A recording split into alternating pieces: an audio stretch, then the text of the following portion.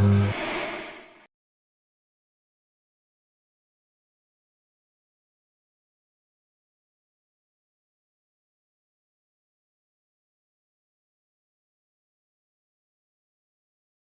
thank you so much for joining us at Special Olympics Utah. Tell us a little bit about yourself. Thanks, Haley. Wade Carpenter. I've been in law enforcement 32 years, and I've been the police chief here in Park City for 13, and two other agencies for about 24 years total.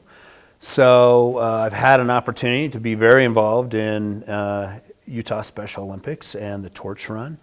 The Utah Chiefs of Police Association has always been very, very involved in LETR, to include the International Association of Chiefs of Police. I actually happen to serve as the third vice president of the International Association, I can't even say the International Association of Chiefs of Police, and it is the only fundraising 501c3 that the IACP supports. Oh, wow. We have 37,000 members in 167 countries, so that says something that they feel that Special Olympics is so important. Yes, definitely. Well, we really appreciate all of the support law enforcement gives Special Olympics.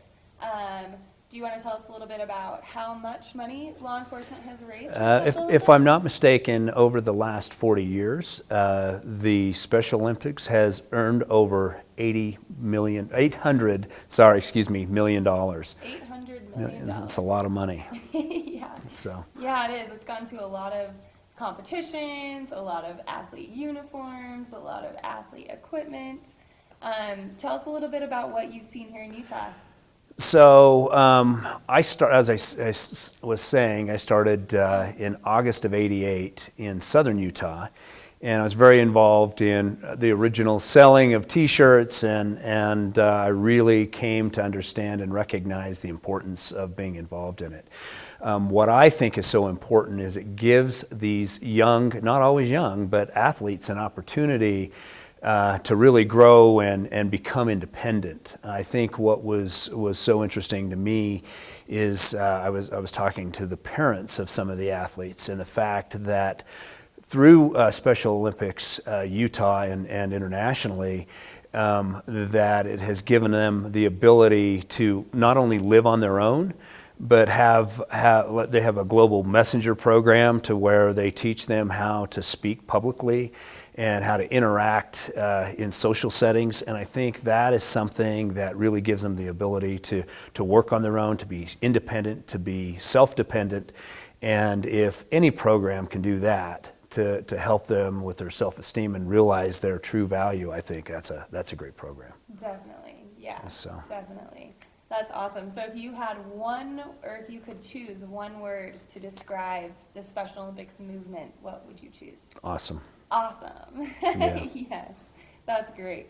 And how has working with Special Olympics, has that impacted you as an officer or as a human?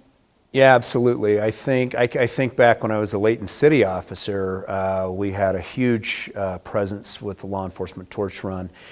And I remember I was running one day, and we had fairly long legs that we were running of the torch run, and one of the athletes, I think we had probably been about 5 or 6 miles. I said, "How are you doing?" He goes, "Oh, I run distance, so I can keep going." I was like ready to die out.